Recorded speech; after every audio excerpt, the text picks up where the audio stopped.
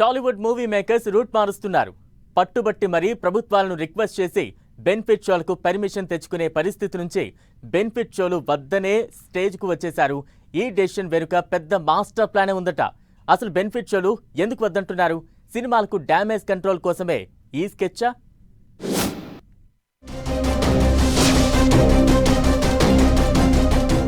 Benefit షోలు ఏ పెద్ద hero movie వచ్చినా లేక మంచి టాక్ ఉన్న సినిమా రిలీజ్ అవుతున్నా వినిపించే మాట బెనిఫిట్ షోలు. భారీ బడ్జెట్ సినిమాలకు టికెట్ రేట్లు పెంచుకోవడం, బెనిఫిట్ షోలకు పర్మిషన్ తెచ్చుకోవడం, స్పెషల్ ప్రీమియర్ షోలు వేయడం లాంటివి చేస్తుంటారు మేకర్స్. ఇవి కొన్నిసార్లు సినిమాకు ప్లస్ అయితే చాలాసార్లు మైనస్ అవుతున్నాయి. జనం పడుకుని లేవక ముందే రివ్యూలు, పబ్లిక్ టాక్లు వచ్చేస్తున్నాయి. అంతేకాదు హెచ్డి క్వాలిటీతో మూవీ ప్రింట్ బయటకొస్తోంది. దీంతో మేకర్స్ ఆలోచనలో పడ్డారట.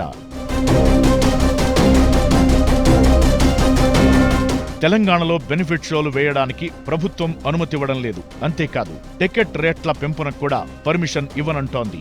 ఏపీలో ఇప్పుడు బెనిఫిట్ షోలు, టికెట్ల రేట్లు పెంచుకోవడానికి అవకాశముంది. కానీ ఏపీలో కూడా బెనిఫిట్ షోలు వేయొద్దనుకుంటున్నారట టాలీవుడ్ మేకర్స్. అంటే ఇక ముందు బెనిఫిట్ షోస్ ఉండవన్నమాట. ఇదే మాట నిర్మాత అల్లు అరవింద్ కూడా చెప్పారు. మిగతా ప్రొడ్యూసర్స్ కూడా బెనిఫిట్ షోల అవసరం లేదంటున్నారట. సినిమాకు నెగిటివ్ టాక్ తెస్తున్న బెనిఫిట్ షోల కంటే రెగ్యులర్ షోస్ వేసుకోవడమే బెటర్ అనుకుంటున్నారట.